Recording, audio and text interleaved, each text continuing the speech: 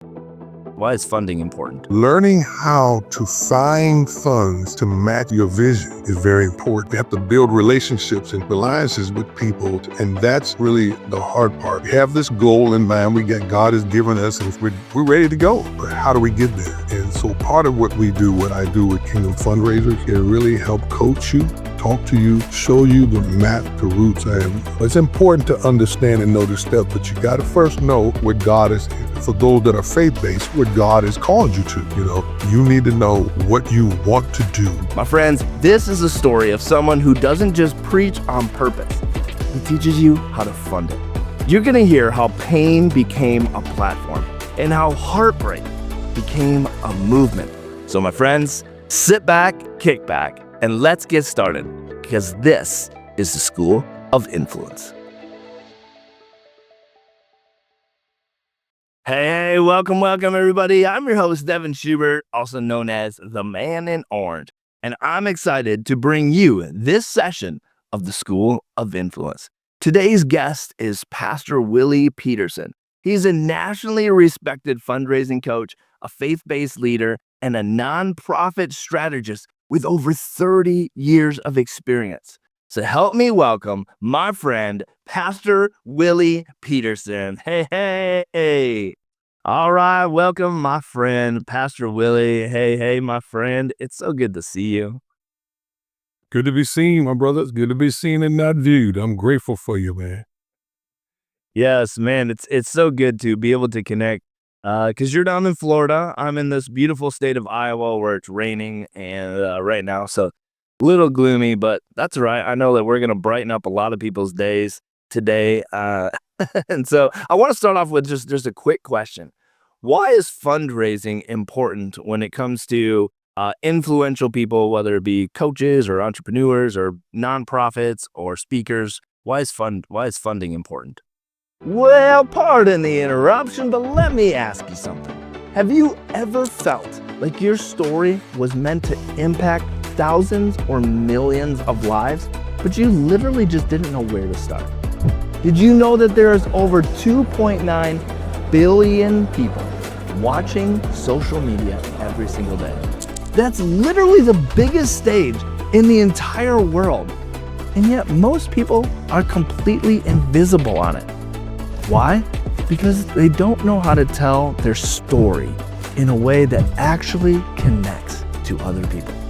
And that, my friends, is exactly why I created Stories to Stages. We help you craft your entire story, professionally edit your video, and then we publish it across all major platforms. Plus, I'm going to give you access to my entire storytelling bootcamp.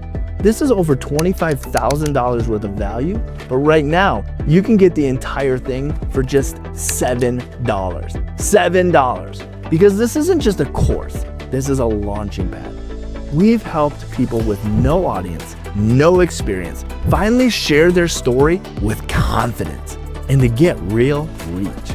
Because your story told in the right way involves and moves people. So go to stories2stages.com and grab your $7 spot with the code of podcast1. Your story was not meant to stay silent. So let's get seen, let's get heard, let's get paid, and let's set people free. So go to stories2stages.com, grab your $7 spot, and use the code podcast1 and get yours today. Now, back to the show. That's a great question, because the reality is funding is important for everyone, not just influencers, coaches, nonprofits or whatever. One of the things that I'm working on now, that shift I think I've told you about, is how to fund your life. And when I realized that many of us, and if I use coaches and influencers, a lot of times we shift also. When we have a program and that program is working, but all of a sudden we find a client who has something that does not necessarily gel with as an avatar or gel with the vision that we're working, but yet we have something that can help them. So learning how to find funds to match your vision is very important. One of the, if you know that, one of the ways I believe in helping people is helping them get their vision off of paper and onto the pavement, or going from startup to sustainability. That depends on where you are in the spectrum. And so learning how to do that, and you have to do that by learning how to match your vision with funders who's willing to fund that or pay that vision for you. And sometimes they're difficult. We have to build relationships and alliances with people, and that's really the hard part. We have this goal in mind. God has given us, and we're ready to go. But how do we get there? And so part of what I do with Kingdom Fundraisers, it really help coach you, talk to you, show you the map, the routes. I have so much material that really will walk you from that pavement from that, that vision, and they get it off that paper onto the pavement. So it's important to understand and know the steps, but you got to first know what God is, for those that are faith-based, what God has called you to.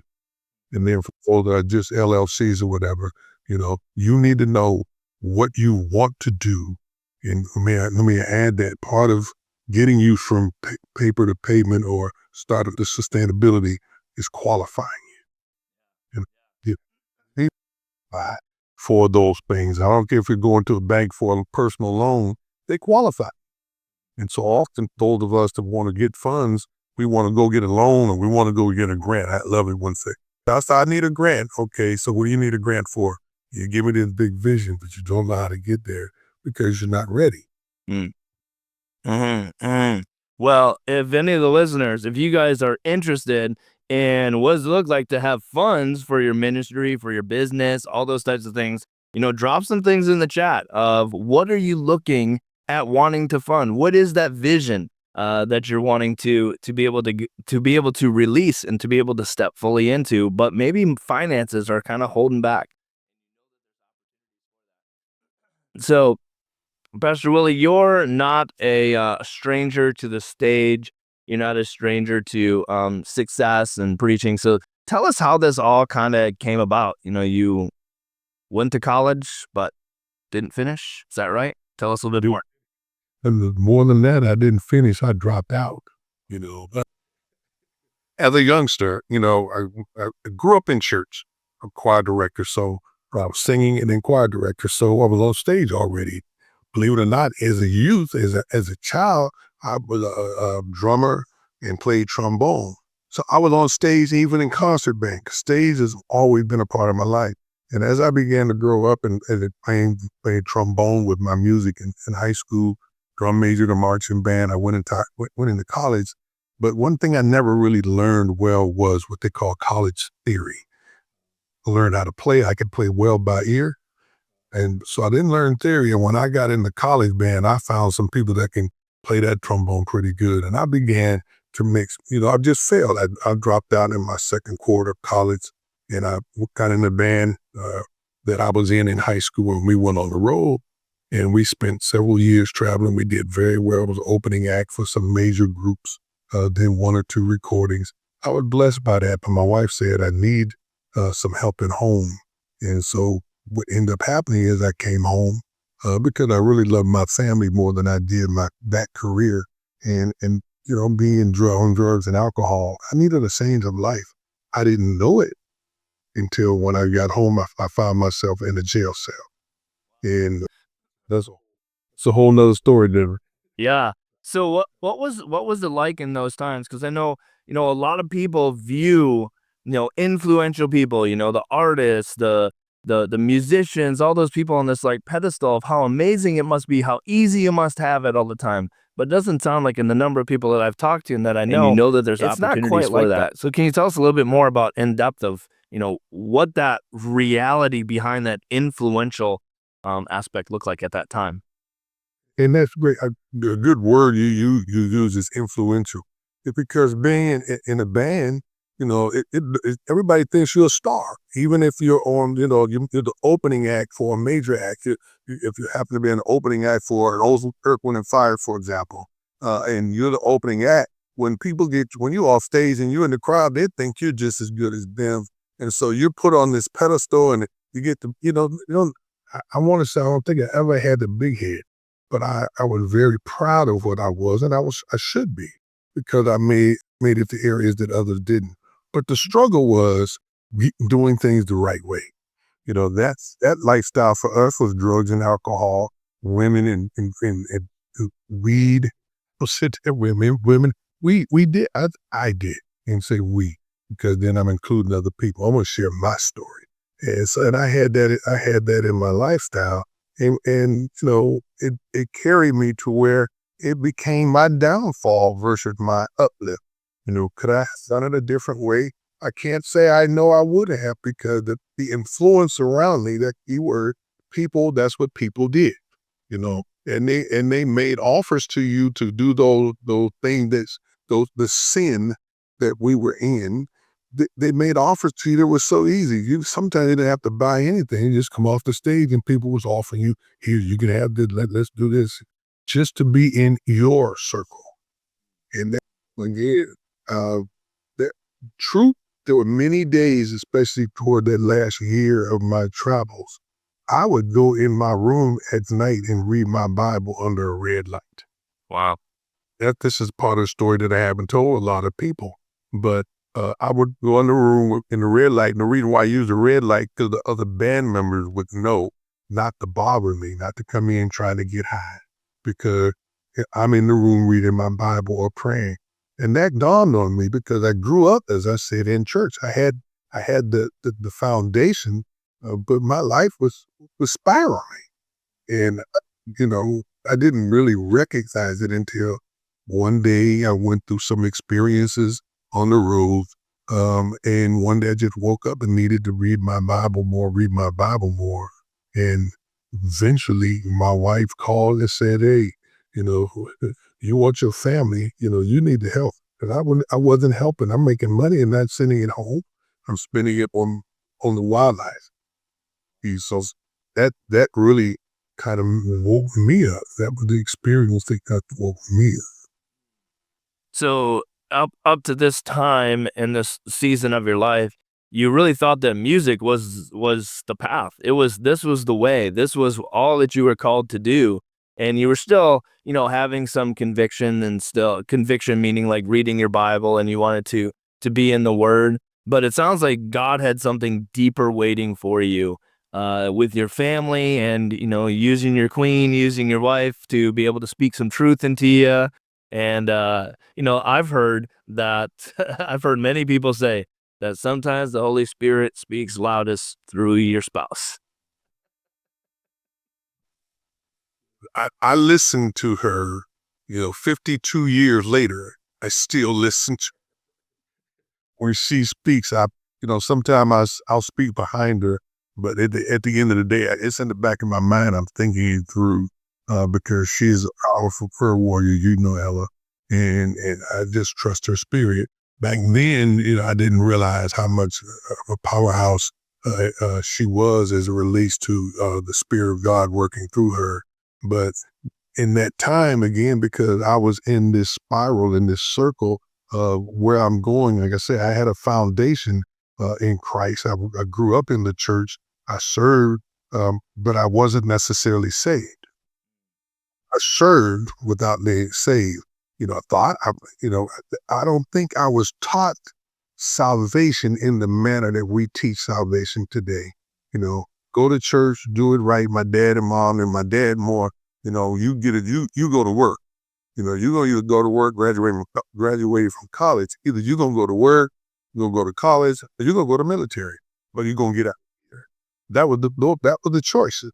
So, music was what I liked. He didn't necessarily like that. He was a steel mill worker, and he thought that, that would be best for me.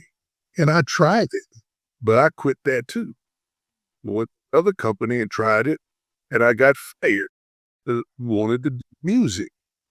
That's what and they, I told my dad one day, Dad, this is your fault. Y'all helped me do it. They bought me the instruments, drums as a youth, trombone, and I played that trombone. They would come to my high school games, and wow, so be mad at me because I didn't want to work in the mill didn't seem to fit to me. So eventually, I knew it was time to move on. We moved from Youngstown, Ohio, the band, to Columbus, Ohio, and that began a 3.5 year actually 5-year, track of doing music, and I loved it. I still do. I've produced some albums. I produced an album with Ella. There's a couple of musicians right now who have done very well, and we're friends. I'm a partner with a company that is a audio video lighting company. So we're still in the music business, but I'm in the business to serve God. Yeah. Yeah. Amen. Amen. And so when it comes to the funding aspect of people's vision, when it comes to all of that, especially in the Christian realm, everybody thinks, I shouldn't say everybody thinks that it should be free. Everything should be free. Do everything for free. It's annoying. It's annoying because the Bible clearly tells us that if you sow, you will reap. Doesn't say if you go grab something for free that you're going to be blessed. It's not exactly what it says. So where did the shift come in your mindset and in your lifestyle of all those things, of going from like survival of all these things to being able to travel to really the strategy of learning how to fundraise and how important that was? After I uh, got saved, I came home and had that experience, coming home and going to jail. A German in the jail, literally was my stepdaughter. My daughter. Like I said, been married 52 years, 53 in less than a month. And my daughter's uncle was in my jail cell, and he knew who I was. And he was like, this is not for you. You need this. Don't allow this to be a lifestyle. And, boom, boom, boom. But somehow that night he ended up getting out of my cell, and I was in the room myself. Let me tell this quick story. And I had a dream, a vision at night. Today I know it was a vision. At that time I thought it was a dream. And the Lord asked me, do I want to live or die? And and I said, I want to live. I didn't want to be in jail. Da, da, da, da, da. But through that experience, I understood that he was talking to me spiritually, and I chose life. And that's when I truly accepted God as my personal savior, Jesus as my personal savior in that jail cell. Getting out, I didn't have a career. I didn't have anything. I didn't know anything but music. I was only in jail 3 days. God blessed me to get out in 3 days. And I'd have to, it didn't cost me a lot. That story is very interesting, because the person that was helping me with the drug was the person that helped me get out. But now I'm his bishop. Well, that's another time, right? So he's saved and he has a church now and all of that stuff. Anyhow, during that, as you were talking about, how did I know? During that journey, I had to try different things to learn how to fund my life. You hear me talk about that all the time. How to fund my life, because that was a shift from music to being a father, right? To being a man, uh, getting rid of drugs and becoming a dominant figure in my home.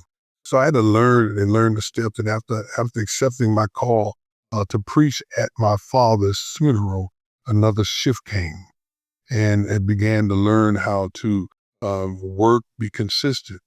But one day, and we moved from Youngstown, Ohio to Lorain, Ohio, my son was in a choir, and that choir was doing very well and had an opportunity to do some recording. And I'm a name drop, and the recording was with Fred Happ, to do some work with him. And they had to get there from Youngstown to Detroit. We had I think it was 17 or 18 youth. And their stories, many of them are now preachers. And so we had to get them there to fundraise to do that, for them to be able to stay in Detroit for several days. I went to the church for help, but the church was trying to build a building. The pastor didn't really want to do that. They want to help the kids. So one of the men in the church tricked me to a grant writing seminar, in that my life. My wife was a part of that game too, to trick me to that seminar. So I say she did a great part of the shifts in my life. I went to that seminar, Devin, and that changed my life. I learned how literally to fund my life, how to help somebody else. But in the journey, watch this. I realized between Youngstown, Ohio, Lorain, Ohio, back to Youngstown, Ohio, that there were a lot of people like me. There were a lot of people that God had dropped some vision on and gave them a heart to serve people. They had gone through experiences, for example, maybe drugs and alcohol, and they realized that after being delivered, they wanted to start a drug and alcohol program for somebody. There was somebody that might have been homeless at one point, and we've helped. They were homeless at one point, and the Lord blessed them to have a place of their own. Now they wanted to would start opening up homeless shelters or food programs for the people, or showers for the people. I learned that there were people just like me. So that is what made the shift and the change to understand and to learn how to help people fund their life by fundraising and grant writing. I tell people all the time, I'm not just a grant, I'm a fundraiser. It is my side to teach you how to do the same thing.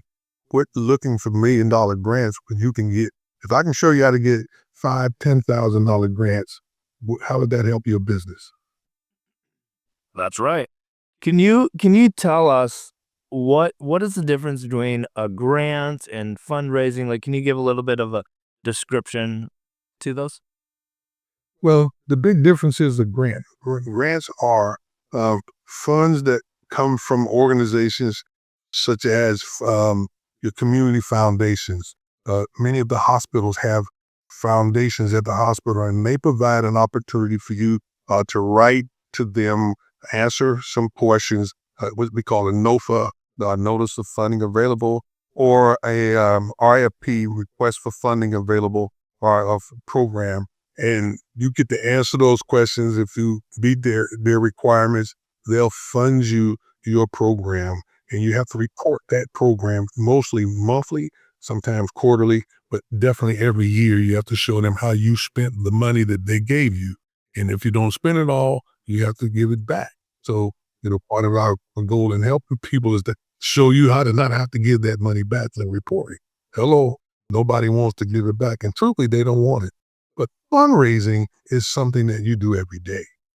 You build relationships with people, and then relationship with people can be as simple as having a friends program, or at one of your dinners or one of your banquets, or you're doing a yard sale, or you're having an event for you.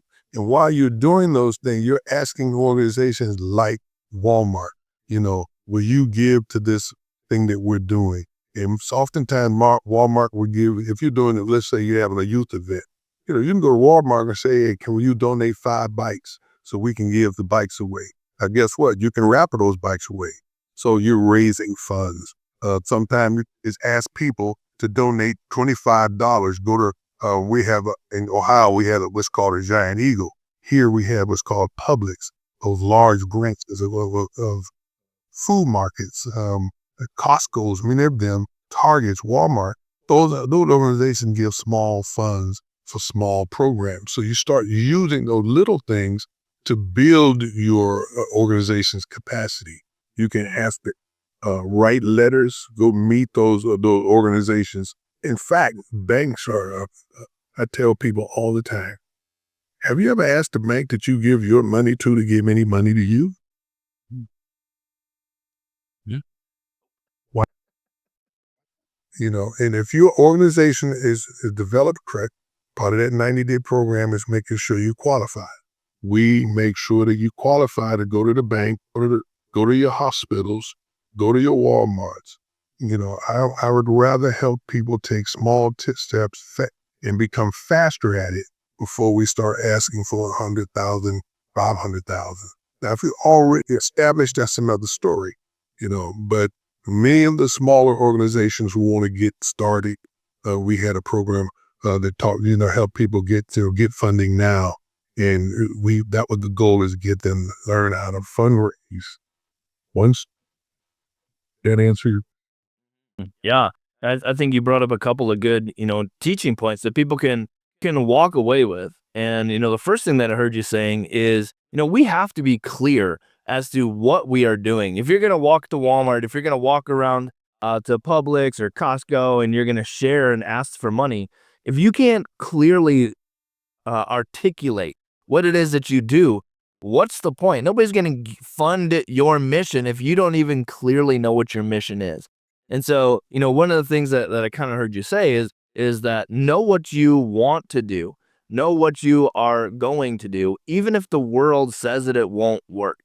And so a lot of times I believe that influencers, we want so bad because our heart, our passion is to transform people, is to influence people. But we're told by other people and outside sources that this isn't going to work. This isn't going to work. And instead of believing what God has put inside of us or believing what our purpose is, believing what that is, we need to get clear on knowing what we are called to do and that you are going to go and do it. But if you don't have the funds to be able to do it, it's not going to last very long. You know, one of our coaches, our main coach, says it great from it was Billy Graham, right? That is, you don't have funds for your ministry, you won't have ministry for very long. She says that on a regular basis, and that's so true. And most of us, we miss the mark because we're not. We have this great. We see the vision, but we don't see the steps. You know, there are steps. Doesn't matter what we're doing in life. There are steps. We go to preschool, grade school, middle school, high school, college. Those are steps. You know, there's step in fundraising. Preschool, elementary school, middle school, high school, and college. There are steps that I like to show folk. I remind people that we're doing right now is, take the step. And depending on where you are in that education field, then it allows individuals like myself, because I'm not the only fundraiser out there, and I know it. I just like to identify, make people understand the difference in what I do as a coach is coaching you how to take the steps to become successful. Our goal is that we do organizational development, and we take that organizational development, we match that vision of your organization with funders who want to fund that vision. Let me say this. There are funders who want to do that, but you have to research who they are, find out if they're funding anything like you with someone else. Every funder, especially the larger funders, at the end of every year, they do a report that you can go to their website or call them, and they'll send that annual report to you. That report tells you who they funded. Oh, okay, here's so-and-so. Well, I do similar things to that. Now they match me. I can now go to that funder, and what we do is help them go to that funder, and so we can help you have a consistent cash flow. Mm. Wow. And so that brings sustainability to it all. Startup to sustainability. Mm-hmm. Mm-hmm. At the important part. No one wants to start their business and see it fail. And the rule out there is most businesses fail within the first 3 years. Some folks see in the first 5 years. I like to tell people, even if that happens, if you're at the brink of failure, because I've done that. My nonprofits have not all been successful. We had the May shifts, and God's the one that we operated in Youngstown, Ohio, lasted 25 years. But toward the end of our closing, there were some things that was pretty bad. Gotten on another, another stream of we had to get it right either way it go, because I was moving to Florida, so I wasn't staying, and we ended up selling our business to somebody else. Praise God it was doing well enough to be able to still do that. But at the day we have to monitor and track our progress properly. We need to be able to document things properly, not only know your vision, but one thing faith-based organizations, many of them fail to do is document. You have to document what you do. I give you $50,000 and you're telling me that you're getting ready to feed 25 children for the next year. Don't go fix your parking lot with that money. Sure. What would you say are like the main qualifications to be able to earn funding? So I know we talked a little bit about clarity, but is it nonprofits? Is it faith-based? Is it for-profits? Is it LLCs? So those who are listening, maybe they're like, oh, I would love to have funds, but do I qualify? Am I the right person for that? There are several lanes, and when you begin, if you're starting from scratch, obviously you have to figure out if I want to be a nonprofit. Now, let me say, being a nonprofit doesn't mean you can't make a profit. It just means that you're in a tax deductible arena where people who donate and give to you, they can write that off in their format for their business. For-profit LLCs and C corporations, and those are specifically designed for profit work. I want to make this is a business to make money, period.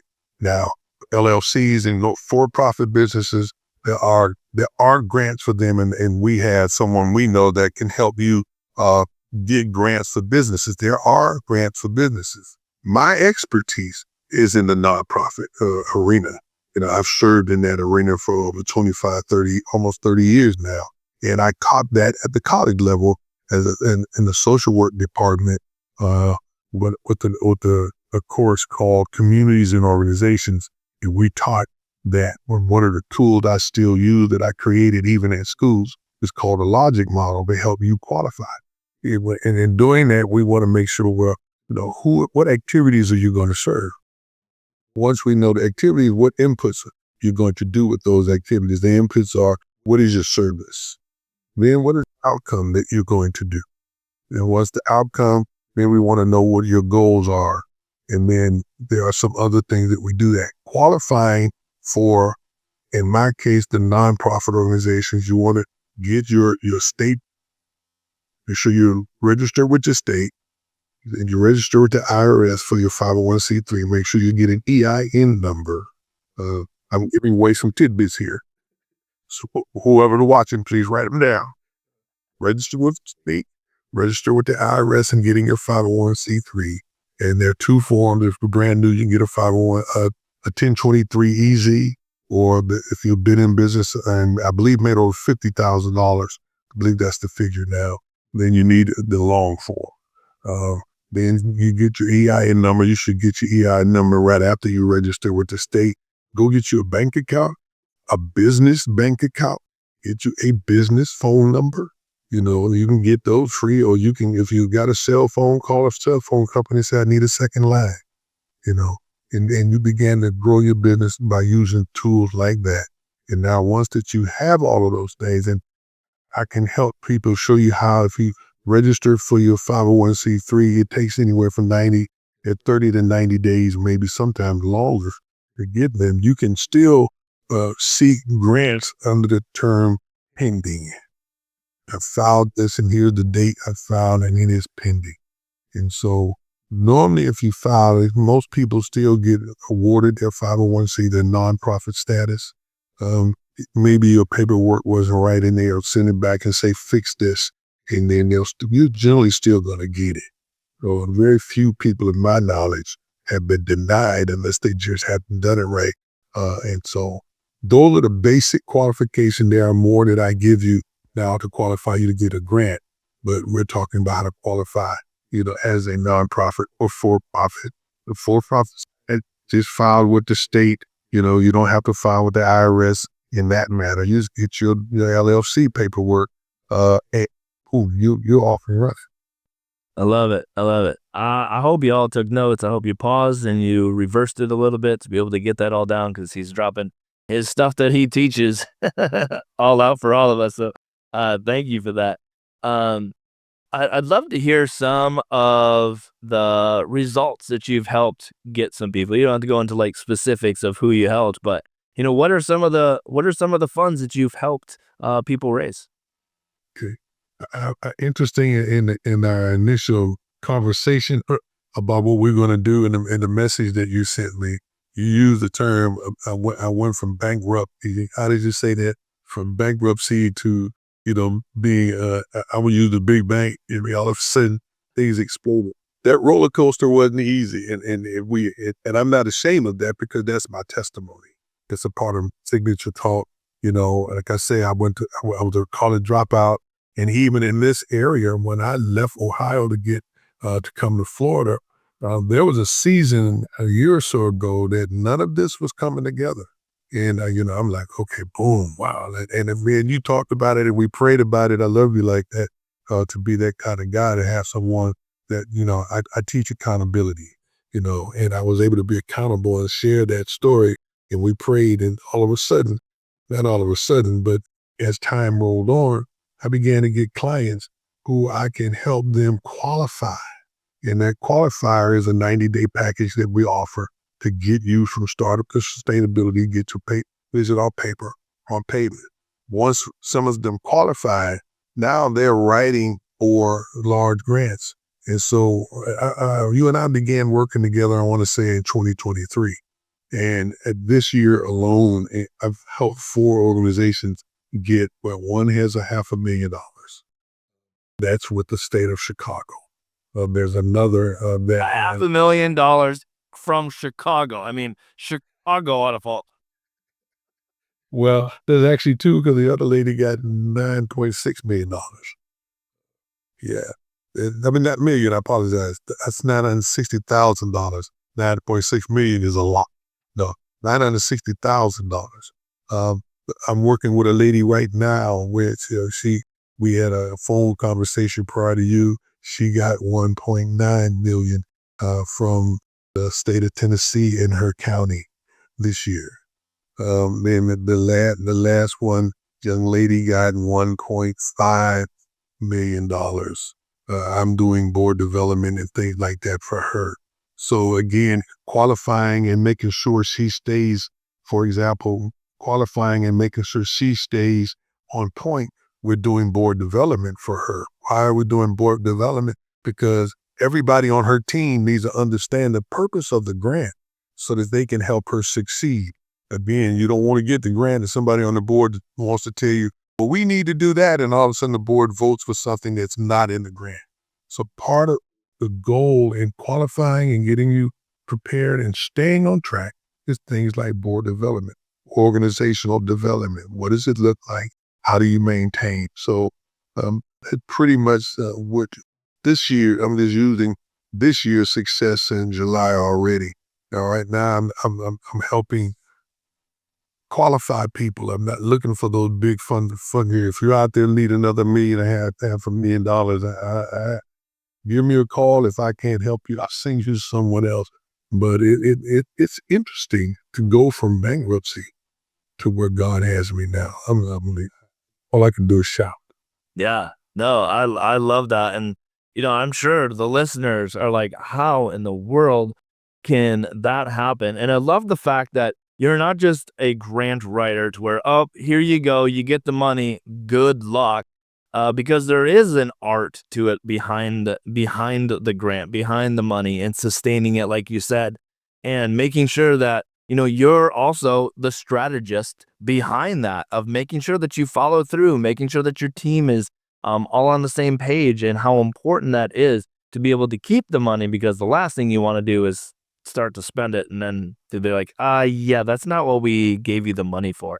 What does that look like if somebody were to spend $500,000 and they are 1 year into a 3-year grant and they're like, that's not what we want. Now we have to give that money back. Have you seen that? What does that kind of look like? Oh yeah. Oh yeah. I mean, true. Open book. It happened to my organization in Ohio. One of the way we had a food program that funded us about $100,000 a year, and every 3 months they came in to track how we do that. So I'm not going to tell on other organizations. I'm transparent.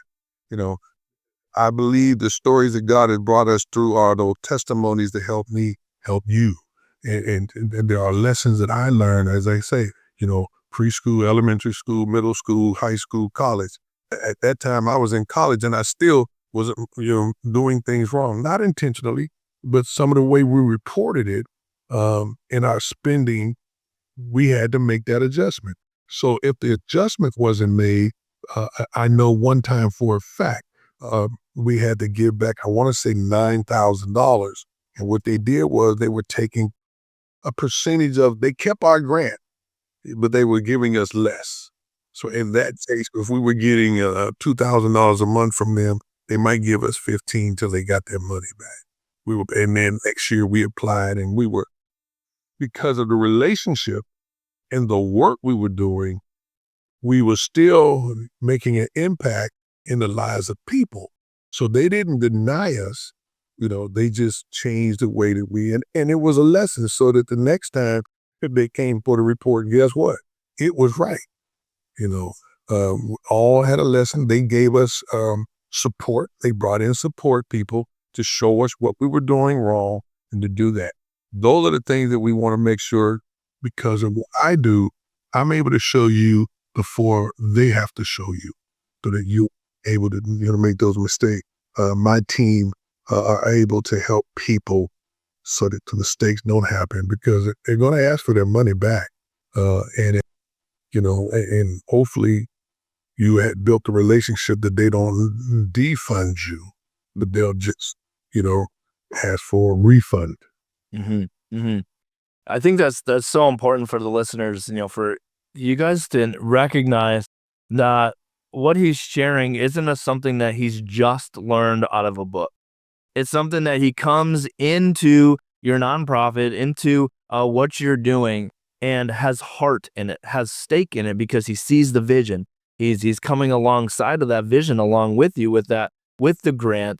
And from experience of I don't want you to experience some of the things that I have in the difficult ways. And so because of that, I'm coming in to be able to help you be able to have success all the way through until the end, because you have a vision, because you have a dream, something of purpose that's willing to have the transformation on people's lives, to have that influence in people's lives. And the only way that we can sustain that in any type of facet is to have funding around it. And if we don't, man, it just won't last. And so to have somebody in your corner, to have somebody around you that supports it and has the knowledge and the heart base of this isn't just to see the money in there. No, it's to see you and the grant be able to succeed. Man, it's an absolute no-brainer. And watch this, Devin. If you succeed, the people you serve are going to succeed. It's the purpose of fundraising, or the purpose of, especially those of us are nonprofits, we become a nonprofit because we have a heart to serve people. And so being successful in what we've been called to do, whether it's fundraising or getting the grants, we're getting the grants to serve 10, 20, 30, 50 people in a year. So I need to be on point. I need to be accurate in what I do so that I can serve people. If I'm telling you to do something, I'm serving you and I'm giving you these instructions, what you need to do to help you. Guess what? I need to do what people are doing to help me too. And so they're the main, it washes each other's hands, because I'm not doing grants just so I can make an income. Yes, it will fund my life. I can get an income from it. But the goal is not for me to get an income. And trust me, take this one here. Listen, y'all. If God gave you a vision, chase your vision and not the money. Take that to the bank. If you chase your vision, if God gave you a vision, chase the vision. The money will come. God will lead you where you need to go to get what you need. Chase the vision, because many times we chase money and that we end up changing our vision because the money was there. If you're called to do mental health, don't go do adult daycare.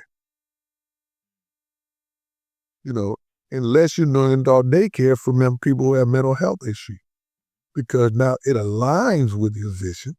You can now do that along with doing mental health. Know if you're going to do mental health, is it for youths or is it for adults? Well, if you're fortunate enough to have a staff to do both, then you need to be able to fund that for staff to do both and find the right funds to do that. But if it's mental health, then no matter who your genre or who your avatar is, do mental health. So good. That's so good. This has been amazing. And I know that people have been leaning in at the edge of their seats and taking notes. I've been taking notes on things that you've been saying, and it's been so awesome. What are some of the ways that people can connect with you to be able to check in more of what you're doing, or watch you on YouTube, or give us some insights on ways we can find you? Well, the best way is my social media link. It is www.devin, Linktree. Now that's spelled linktr.ee/Pastor Willie. On that Linktree site, you can find all of my social medias, LinkedIn, Facebook. You can log in to my webpage, and on my webpage, you can connect to Calendly so that you can schedule a one-on-one with me to get initial answers to your questions and hopefully lead you to your victory. But all of my YouTube channel, you can subscribe to my YouTube. Every Friday at 12 noon, I do Kingdom Fundraisers Live. In Kingdom Fundraisers Live, you can also become a member of the network or membership where you can get all of these tools. And I have books and PDFs and things that you can use, toolkits of all of these different things that you can use to grow your business, to monitor your business. Those things are there for you as a member of the Kingdom Fundraisers Network. Then if you just want the information and joining YouTube, you can subscribe to YouTube. All of my videos are there. They're there for free. I'm not charging you that, but I would, at the end of the day, if you want hands-on, you're going to need to go to the website and connect to me. The website is www.wepeat.inc, WEPETE Inc. Why Wepeat, not repeat? Because it stands for Willie and Ella Peterson. Wepeat Inc. And so she's there. She's a partner in our business. She can help coach. She has her own business doing CPR and first aid and ADE training. We both do CNA training together, helping people get in that healthcare field. She's the leader on that side. We both authors of books or my 1 minute prayer guide there. We do 1 minute prayer on Wednesday mornings at 9. It is a 1 minute prayer ministry, but it's really a 1 minute prayer movement where we're praying that we connect with 1 million prayer warriors in the next year or so. 1 million prayer warriors, intercessors, or prayer partners. And if you believe in prayer, we come together and we don't have a specific hour. I don't care what time of day you pray. And the reason we call it the 1 minute prayer, if I may, is because, it's amazing to me how many people won't take 1 minute a day out for God. So I promote 1 minute a day of prayer. Why? It takes longer than that to chew gum. It takes, they tell you to wash your hands more than 2 minutes. It takes longer than that to brush your teeth. You mean to tell me you can't take 1 minute and ask God or thank God for the many blessings that he's provided for you? And I promise you, if you learn to do 1 minute a day, to go to 5 minutes, to 10 minutes, to 20 minutes, because really, what God has done for you, it takes more than a minute just to thank him for those things. So those are the two things we do to connect with me. Thank you for asking that. And if there's anything me or my team can do, we will do it. Yeah, I love it. And we'll have all those links in the description and the bio down below. So make sure that you're able to check those out and click on them and connect with Pastor Willie and what he's doing. And if this has been good, if there's something that you've taken away, we'd love to see it in the comments down below of what it is. What are some of those things that maybe questions that you have? Drop it in the chat down below. Drop it in the comments so that we can be able to see it. We'll get Pastor Willie to be able to connect with you with that as well. And ultimately, if you want to have a successful nonprofit, there has to be funds behind it. And with what he ended with here today is there has to be prayer behind it. And I know we could go on another whole thing of that. Maybe I'll have to have you back on to talk about prayer. But you know what? I believe, and I know that you do this as well, that if there's no prayer behind your ministry, behind your nonprofit, what's the point? It's not going to be successful because the foundation isn't built on solid ground. But we're not going on that route on this episode. But Pastor Willie, thank you for being here with us and sharing and going above and beyond and sharing some of those results, those insider secrets on how to be able to build some of that stuff. If there's one thing that you could leave, a mic drop moment for the listeners here, what would that one thing be? I'm going to repeat the one that I said a little while ago. If you believe that God has called you and given you a vision to serve people, to make sure you identify who that, we call it avatar. who that individual or those individuals are, and then chase your vision. Chase the vision. Learn what it is. We talked about that in the beginning. Understand who you are. Know what God has called you to. Chase that vision. Don't chase the money. I believe in my heart, God, if he called you, he qualified you. If he qualified you, he will provide, he will supply. Look, if you believe in God, you already know we said he'll supply our every need. Trust me. He may not come when you want him, but I guarantee you he'll be right on time. Bless you, man. Thank you for letting me share in my heart to you and your listeners. I'm honored. I love you, and ain't nothing you can do. Yeah, I absolutely love this episode. I love, the ways that you've shared things, the way that you've poured out. And honestly, it's the heart behind it. And I think that, today's episode, we've really dove into some of the nuts and bolts, but you've also shared your heart in it. And that's so very important that people understand and they recognize. And so for those of you listening, recognize that influence isn't really just built. It shouldn't be built on hype. Influence should be built on the honor that you have, the hustle that you put in, and ultimately heaven's help to be able to get you to where you're called to be. You don't have to have perfect conditions. You don't have to have the perfect circumstances all around you. All you need is clarity, you need conviction, and you need the willingness to want to start with what you've got. And let me tell you that Pastor Willie told us today that pain doesn't disqualify you. It prepares you for what you're about to do. And so for today, So your purpose. yes, it does. It prepares you for your purpose. So for today, school is dismissed, but your influence never takes a day off. So stay bold, stay focused, and go and leave your legacy. We love you. Goodbye.